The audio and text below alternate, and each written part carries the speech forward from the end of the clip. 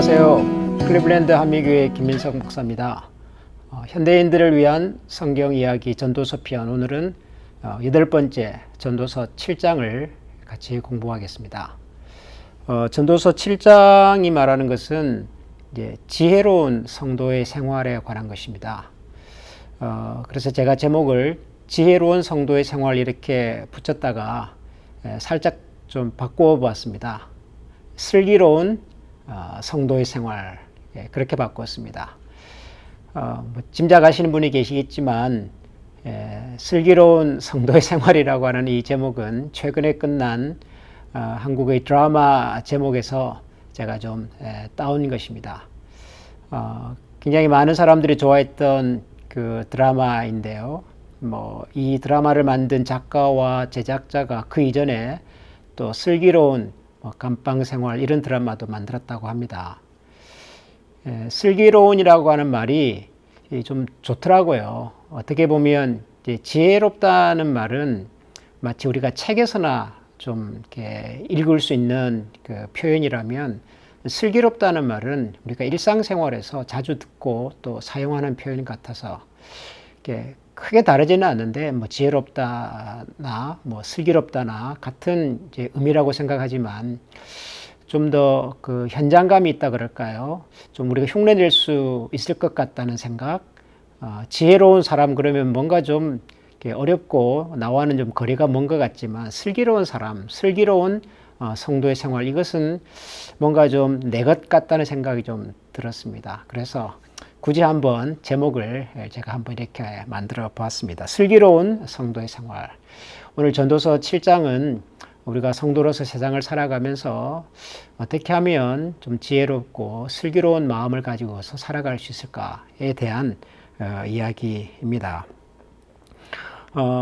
내용이 좀 길지만 전체적인 내용을 조금씩 읽어가면서 같이 한번 생각해 보겠습니다.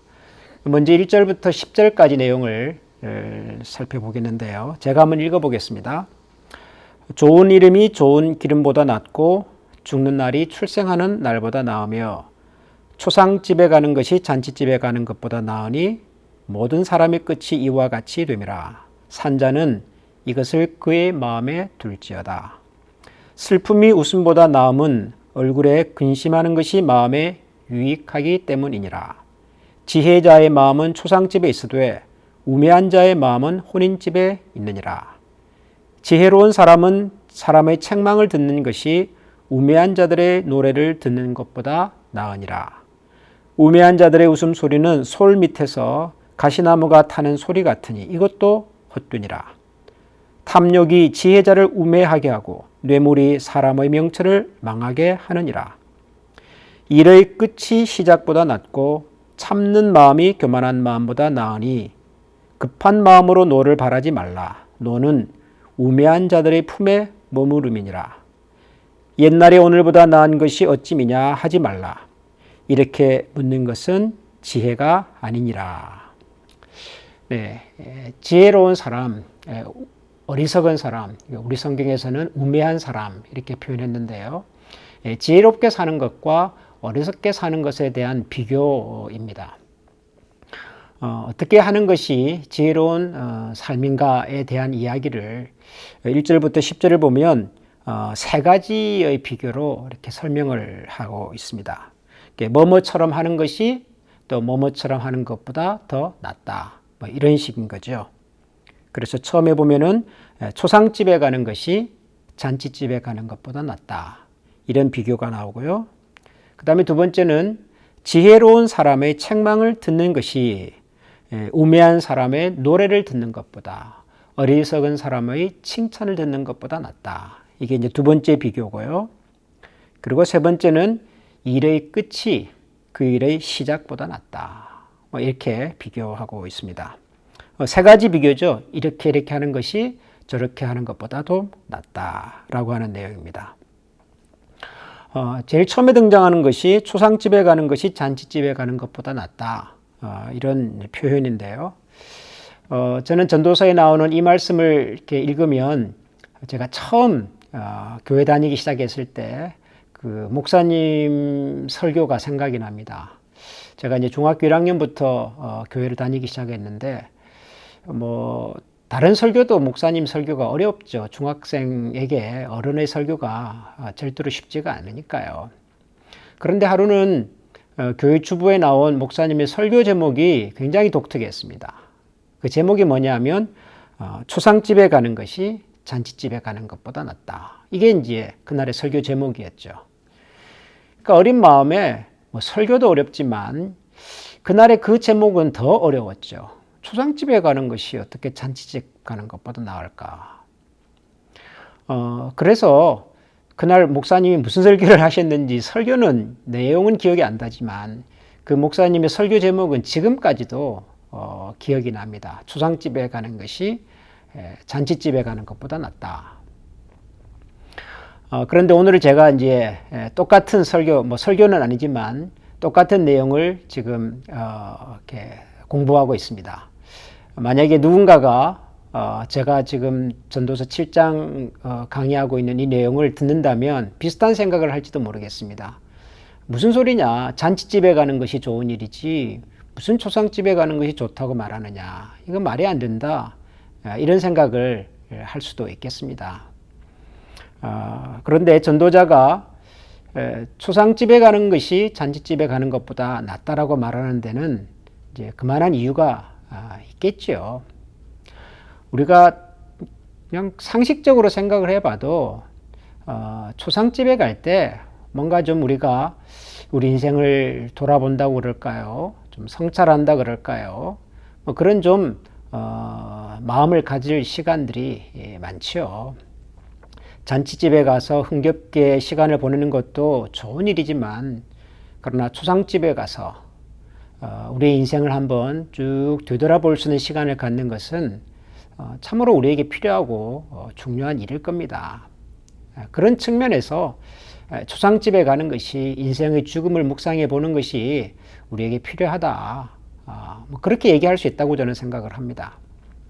그런데 성경을 읽어보면 이 전도자가 초상집에 가는 것이 잔치집에 가는 것보다 더 낫다라고 말하는 이유를 이렇게 설명을 합니다. 4절에 보면은 초상집에 가는 것이 잔치집에 가는 것보다 나은데 그 이유는 슬픔이 웃음보다 낫고 얼굴에 근심하는 것이 마음에 유익하기 때문이다. 이렇게 얘기를 합니다. 얼굴에 근심하는 것이 마음에 유익이 있다. 얼굴에 근심하는 것이 마음에 유익하다. 다른 번역 성경을 제가 찾아보니까요. 저는 주로 이제 성경 공부할 때 좀 쉽게 번역되어 있는 성경을 같이 읽어보는데요. 공동 번역에서 이렇게 번역을 했습니다. 얼굴에 근심하는 것이 마음이 유익하다. 이 표현을 얼굴에 시름이 서리겠지만 마음은 바로잡힌다. 이렇게 얘기를 했어요. 얼굴에 시름이 서리겠지만 근심 걱정이 있겠지만 마음은 바로잡힌다. 마음이 바로잡힌다는 말이 저는 좋네요. 여러분 우리가 보통 이렇게 마음이 좀 복잡하다 이런 얘기를 할 때가 있잖아요. 마음이 정리가 잘 안 된다 이런 말을 하잖아요. 마음이 좀 복잡하다 정리가 잘 안 된다 이게 무슨 얘기죠? 좀 생각이 많다 이런 말이겠죠. 머릿속에 생각이 많으니까 마음이 좀 이것저것 정리가 잘 안 되고 좀 뒤숭숭하고 좀 그런 거 아니겠습니까? 그럼 생각이 많다는 건 또 뭘까요? 무슨 생각이 많다는 거죠? 그건 걱정이나 근심이 많다는 얘기겠죠. 가족에 대해서, 자녀에 대해서, 또 경제 활동하시는 분들은 사업이나 가게 운영에 대해서, 저 같은 목회자면은 이제 목표에 대해서, 교회에 대해서, 요즘처럼 코로나 바이러스로 인해서 교인들이 교회 나오기가 어려운 상황이 되면은 성도들은 좀 신앙생활 어떻게 잘할 수 있을까? 이런 여러 가지 생각들이 머릿속에 많죠. 그러니까 걱정과 근심이 많은 거죠. 시름이 많다 그런 뜻 아니겠습니까? 그런데 이런 것들이 정리가 된다 이런 말은 그러니까 생각이 정리가 된다 이게 무슨 말이죠? 여러분 정리가 된다고 그 생각이 없어지는 건 아니겠죠. 걱정과 근심이 많아서 마음이 복잡하고 산만한데 정리가 된다고 다 없어지는 건 아니지요. 그러나 정리가 되면 우리가 무엇을 어떻게 해야 할지에 대한 나름대로의 생각이 만들어지는 법입니다. 우리가 뭐 사무실이나 집에서 여러 가지 물건들이 어지럽게 흩어져 있으면 사실 뭘 하고 싶은 마음이 안 생기잖아요.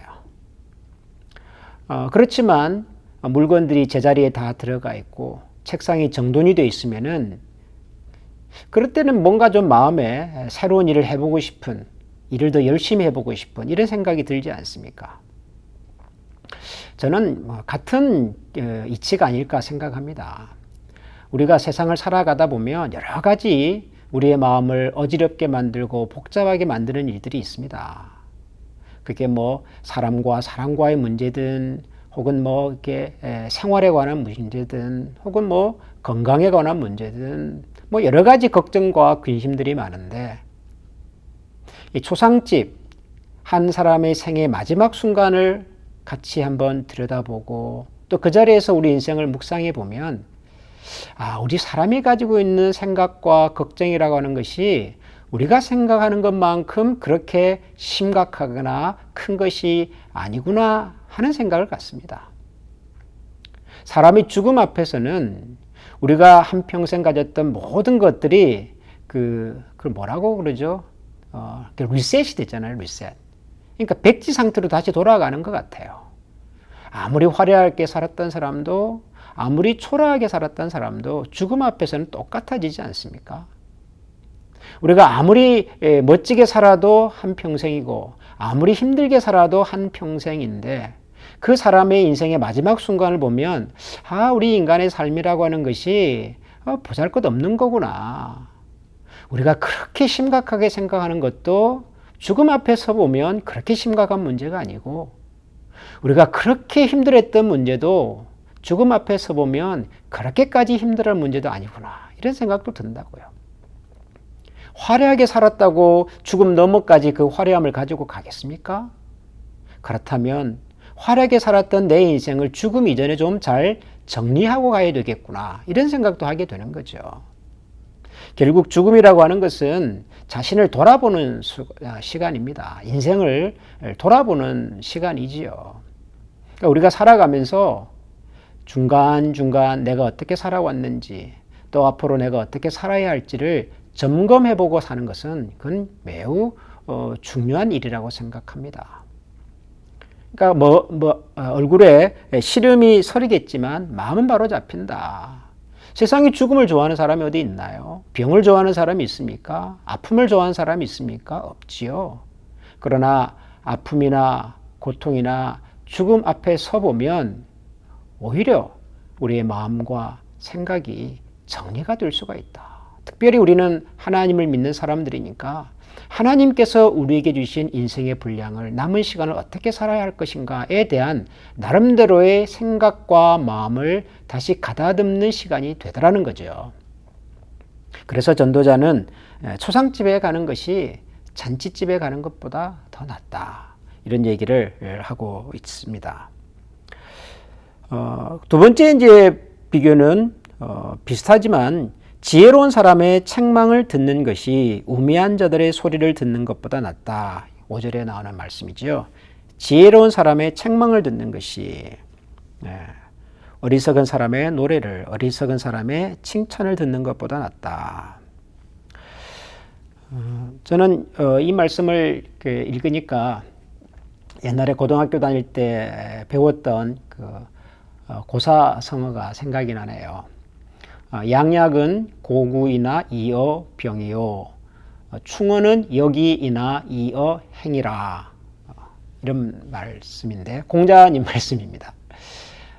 양약은 몸에 좋은 약은 고구이나 입에는 쓰지만 이어 병이라. 병에는 좋다. 병에는 이롭다. 마찬가지로 충언은 충성된 이야기는 역이이나 귀에는 거슬리지만 이어 행이라. 행실에는 우리가 세상을 살아가는 데는 도움이 된다. 그런 뜻입니다. 쓴 약이 입에 쓴 약이 몸에 좋다. 귀에 거스르는 이야기가 그 사람에게 도움이 된다. 이런 얘기지요. 세상에 쓴소리 좋아하는 사람은 없습니다.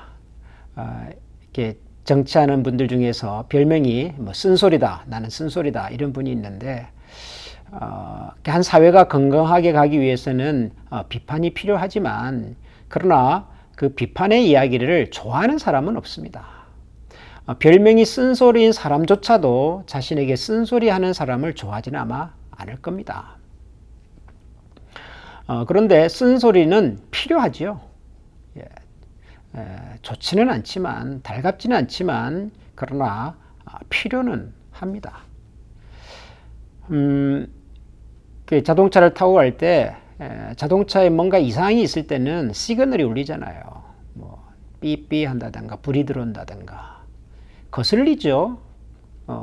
이상 신호 이거 다 거슬립니다. 눈에도 거슬리고 귀에도 거슬리고. 그런데 그것을 무시하면 나중에는 큰 사고가 생기겠지요. 실제로 제 친구 중에 이전에 캐나다에서 같이 공부했던 친구인데요. 뭐 저희들이 돈이 없으니까 다 오래된 중고차 사서 이제 운전하고 다녔지요. 그분은 그 당시 기준으로 한 15년 정도 된 볼보를 운전을 하고 다녔는데 하루는 전화가 왔는데 차가 퍼졌다는 거예요. 완전히 주저앉아 버렸다는 거죠. 왜 그랬습니까? 그랬더니 이 엔진 오일을 체인지하라는 시그널이 오래전에 들어왔는데 그거 무시하고 가다가 완전히 이제 엔진이 망가져 버렸다는 거죠. 뭐 폐차해야죠. 뭐 어려운 살림에 또다시 중고차를 샀습니다. 우리가 살아가는데 쓴소리가 그런 것 같아요. 듣기는 싫지만 무시해서는 안 되는 것. 지혜로운 사람의 이야기가 우리의 마음과 귀에 이렇게 달갑지 않을 수는 있지만 그러나 그렇다고 나에게 늘 좋은 소리 해주는 사람만 찾아다니면 오히려 그것이 더 큰 불행과 아픔을 가지고 올 수 있다. 그런 얘기죠. 뭐 다 잘 아는 얘기인데 그렇지만 전도자가 우리 성도가 슬기롭게 살아가기 위해서 꼭 귀담아 들었으면 하는 내용으로 얘기를 하고 있습니다. 그 다음에 또 세 번째 비교가 나오는데 8절이네요. 8절에 보니까 일의 끝이 시작보다 낫다. 일의 끝이 시작보다 낫다. 마무리를 잘하라 뭐 그런 뜻이겠지요. 마무리를 잘하라 그렇게 생각해도 되고요. 저는 조금 더 설명을 부연해서 하자면은 시작을 잘하는 것은 어지간하면 다 합니다. 뭔가를 새로 시작하려고 할 때는 어지간하면은 열의도 있고 꿈도 있고 야심도 있고요. 뭐 그렇잖아요. 화려하게 시작하잖아요. 뭐 개업식, 처음 이사하는 날, 뭐 입학식, 뭐든지 시작하는 장소에 가보면 화려합니다. 사람들도 많고 그렇죠. 그런데 끝까지 잘하는 사람을 보기는 쉽지가 않습니다. 끝에도 잘하는 사람을 보기는 쉽지가 않습니다. 처음 가졌던 그 마음을 끝까지 가지고 간다는 것이 무척 어렵습니다. 인생을 살아보면. 사람들이 기억하는 모습은 처음 모습이 아니라 처음 어떻게 시작했는가가 아니라 마무리를 어떻게 했는가인 것 같아요. 우리가 주변에서 가끔 참 훌륭하게 살았던 분들, 많은 분들이 부러워하고 존경했던 분들의 마지막이 참 아름답지 못했던 분들 가끔 우리가 듣잖아요. 시작은 어지간하면 다 한다니까요. 그런 마음을 가지고서. 근데 마지막에 그렇지 못했을 때 사람들의 마음에 찾아오는 좌절, 뭐 상심, 뭐 배신감 이런 것들이 참 크죠. 시작을 어떻게 잘할 건가 하는 것 못지않게 마무리를 어떻게 잘할 수 있을까 이것을 늘 좀 생각해 보면서 살자는 거죠.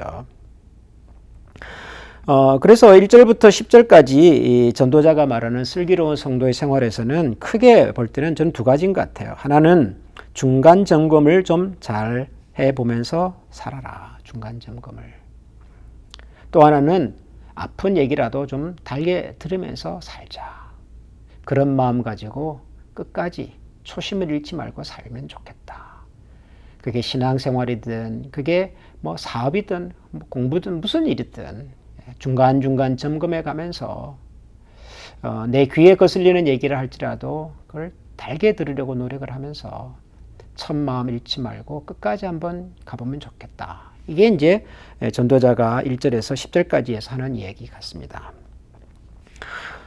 그 다음에 이제 11절부터 18절을 보면 조금 다른 차원의 얘기가 나오는데요. 여기 읽어보면 아마 여러분들이 평소에 익숙했던, 좋아했던 말씀들도 있습니다. 11절을 보면 지혜는 유산같이 아름답고 햇빛을 보는 자에게 유익이 되도다. 지혜의 그늘 아래에 있음은 돈의 그늘 아래에 있음과 같으나 지혜에 관한 지식이 더 유익함은 지혜가 그 지혜 있는 자를 살리기 때문이니라. 하나님께서 행하시는 일을 보라. 하나님께서 굽게 하신 것을 누가 능히 곧게 하겠느냐. 형통한 날에는 기뻐하고 곤고한 날에는 되돌아보아라. 이 두 가지를 하나님이 병행하게 하사 사람이 그의 장래일을 능히 헤아려 알지 못하게 하셨느니라. 내 허무한 날을 사는 동안 내가 그 모든 일을 살펴보았더니 자기의 의로움에도 불구하고 멸망하는 의인이 있고 자기의 악행에도 불구하고 장수하는 악인이 있으니 지나치게 의인이 되지도 말며 지나치게 지혜자도 되지 말라. 어찌하여 스스로 패망하게 하겠느냐. 지나치게 악인이 되지도 말며 지나치게 우매한 자도 되지 말라. 어찌하여 기한 전에 죽으려고 하느냐. 너는 이것도 잡으며 저것에서도 네 손을 놓지 아니하는 것이 좋으니 하나님을 경외하는 자는 이 모든 일에서 벗어날 것임이니라. 네. 여기 우리가 잘 아는 말씀이 나오네요. 14절에 보면 형통한 날에는 기뻐하고 곤고한 날에는 되돌아보아라. 이 두 가지를 하나님이 병행하게 하사 그 사람의 장래일을 능히 헤아려 알지 못하게 하셨다. 예, 형통한 날과 곤고한 날을 하나님께서는 병행해서 주신다. 마치 옷감을 짤 때 시줄 날줄이 있는 것처럼 이렇게 가로 세로 엮어가면서 옷감이 만들어지듯이 하나님께서 우리 인생의 옷감도 형통한 날과 곤고한 날 이 두 가지를 겸하여 주셔서 우리 인생을 만들어 가신다. 배를 짜듯이 지어 가신다. 그런 얘기죠. 16절과 17절에 보면 지나치게 의인이 되지도 말며 지나치게 지혜자도 되지 말라. 이런 말씀도 여러분들이 평소에 자주 들었을 법한 말씀입니다. 그런데 이 형통한 날에는 기뻐하고 곤고한 날에는 생각하라, 되돌아보아라. 이 말씀을 우리가 좋아하는데요. 사실은 이 말씀에서 중요한 구절은 앞부분이 아니라 뒷부분입니다. 형통한 날에는 기뻐하고 곤고한 날에는 생각하라, 되돌아보아라. 이유가 뭔데요? 뭘 생각하지요? 그 다음에 나오는 말씀을 보면 하나님께서는 이 두 가지를 병행하게 하사 사람이 그의 장래일을 능히 헤아려 알지 못하게 하셨다. 그렇게 말씀하십니다. 하나님께서 곤고한 날과 혹은 기쁜 날을 겸해서 주시는 이유는 사람으로 하여금 그 장래의 일을 헤아려 알지 못하게 하시려고, 그런 뜻이죠. 장래의 일을 헤아려 알지 못한다. 이게 무슨 말일까요? 내일을 모르는 거죠. 내일을 알 수 없는 거죠. 사람은 내일을 모르는 인생입니다. 그런데도 불구하고 사람들은 마치 내일 일을 아는 것처럼 행동할 때가 참 많습니다. 특별히 언제요? 잘 될 때, 성공할 때, 승리했을 때, 형통할 때. 그렇죠? 우리가 어려운 일을 만나면 이 어려운 일 언제 좀 끝나나, 좀 새로운 일이 시작되지 않나 이런 생각을 갖지만은 형통한 날에는요 그렇게 생각을 잘 안 하죠. 그 형통한 날이 영원히 계속될 것처럼 생각합니다. 내가 이룬 성공이 영원히 계속될 것처럼 생각합니다.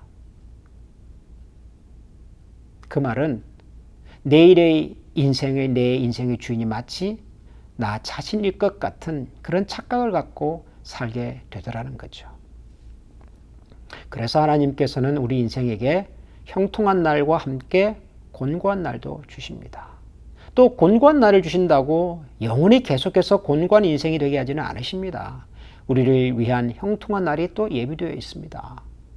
이 두 가지를 겸해 주심으로써 병행하심으로써 항상 우리로 하여금 우리의 미래가 우리의 인생이 우리 손에 있지 아니하고 하나님의 손에 있다는 사실을 깨닫기를 원하시는 거죠. 그러니까 하나님께서 곤고한 날과 형통한 날을 병행해서 주시는 이유는 한마디로 말하면 하나님을 신뢰하면서 살아라, 그런 뜻입니다. 곤고한 일과 형통한 일에 마음을 두지 말고 곤고한 일과 형통한 일을 주시는 하나님에게 마음을 두고 살아라, 그런 뜻입니다. 그 하나님에게 마음을 두고 그 하나님에게 내 시선을 집중하고 살면 형통한 날이 와도 우리의 마음이 교만해지지 않을 것이며 곤고한 날이 와도 그것 때문에 좌절하거나 낭망하지 않을 것입니다. 왜냐하면 곤고한 날이나 형통한 날을 허락하시고 병행하시는 분이 하나님이시니까요. 하나님 신뢰하면서 살자, 그 말이죠. 그다음 16절과 17절에 보면 지나치게 의인이 되지도 말고 지나치게 지혜자도 되지 말아라, 이런 말씀도 나옵니다. 의인이 된다, 지혜자가 된다는 것은 좋은 일인데, 그런데 지혜자가 되지 말아라, 의인이 되지 말아라 그럽니다. 좀 이상한 표현 같지만 여기서 강조가 되는 표현은 지나치게라고 하는 말입니다. 지나치게 의인이 되지도 말며 지나치게 지혜자도 되지 말아라. 지나치게 의인이 된다는 말이 뭘까요? 지나치게 의인이 된다. 쉽게 말하면은 자기만 의롭다고 생각하는 거겠죠. 나만 의롭다는 생각을 하는 거죠. 다른 사람들의 허물과 실수에 대해서는 아주 엄격하게 생각하고 행동하고 자신에 대해서는 아주 관용을 베푸는 이런 사람들에게서 흔히 나타나는 현상입니다. 굉장히 높은 기준을 가지고 있죠. 굉장히 높은. 지나치게 지혜로운 자가 되지 말아라, 이 말도 마찬가지입니다. 자신만 지혜롭다고 생각하는 겁니다. 세상 모든 사람보다도 내가 가장 지혜롭다고 생각하는 거죠. 우리가 사는 세상에서 혹은 공동체에서 우리를 힘들게 하는 것을 가만 보면 부족한 사람보다는 지나친 사람일 때가 많습니다.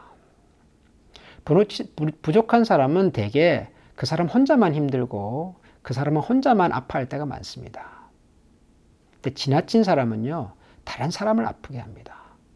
다른 사람들을 불편하게 만듭니다.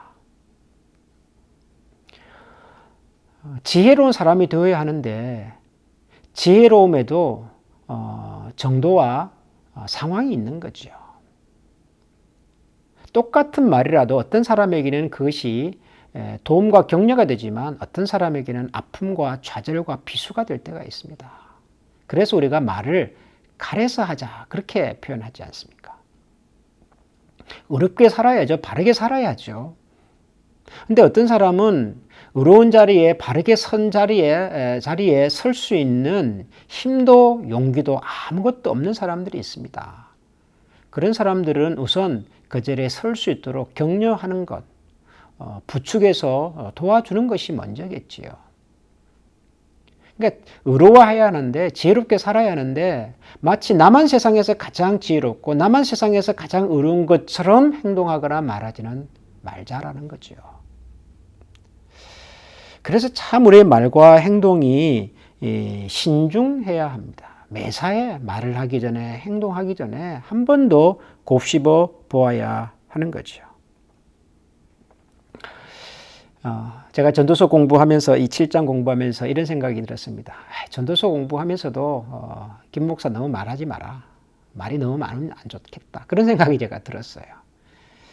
그냥 여러분들이 읽어만 봐도 충분히 도움이 되고 이해가 되고 은혜가 되는데 굳이 내가 뭘 조금 더 안다고 공부했다고 말하려고 하느냐. 그런 생각도 좀 들기는 들어요. 그래서 오늘부터는 전도서 공부를 좀 짧게 하려고 합니다. 이게 좀 제 목표는 30분 안에 끝내는 건데요. 오늘 30분 안에 끝낼지 모르겠습니다. 오늘 슬기로운 신앙생활에 대해서 얘기를 했습니다. 제가 후반부는 그냥 넘어가려고 합니다. 여러분들이 마음에 담아야 될 내용이 너무 많은 것 같아서 오늘 전도서 7장에서는 두 가지만 생각합시다. 하나는 항상 자신을 이렇게 돌아보면서 삽시다. 중간 점검하면서 사십시다. 사업을 하시는 분들도, 공부하시는 분들도 무슨 일을 하든지 지금 내가 바르게 왔나, 바르게 가고 있나, 부족한 것은 뭔가 돌아보면서 생각해 가면서 살면 좋겠습니다. 또 하나는 매사에 지나침이 없이 살면 좋겠다. 부족한 것보다도 때로는 지나쳐서 나 자신과 주변에 있는 사람들에게 아픔을 주는 경우가 많기 때문에 매사에 지나침이 없도록 우리의 말과 행실을 다시 한번 정돈하면서 하나님 앞에서 살아가면 좋겠다. 이 두 가지를 전도서 7장을 같이 공부하면서 기억하면 좋겠습니다. 그러면 또 한 주간 여러분 주 안에서 승리하시기를 바라고요. 같이 한번 기도하겠습니다. 하나님 아버지 감사합니다. 참 전도자의 이 말과 가르침 속에 우리가 마음에 다 담기 벅찰 만큼의 아주 지혜롭고 중요한 교훈들이 있습니다. 오늘은 전도서 7장을 공부하면서 우리가 인생을 살아가면서 중간중간 우리 자신들을 돌아보고 또 살피면서 참 하나님을 신뢰하며 살아가는 삶의 태도에 관하여 묵상하였습니다. 또한 하나님께서 우리에게 허락하신 이 땅에서의 삶을 지나침이 없이 살아가도록 항상 저희들의 마음속에 하나님께서 지혜를 더하여 주시고 그리하여서 모든 영역에서 우리 삶의 주인이 하나님이신 것을 기억하며 하나님을 믿고 신뢰하며 살아가는 저희 모두가 되게 하여 주옵소서. 예수님 이름으로 감사하며 기도합니다. 아멘.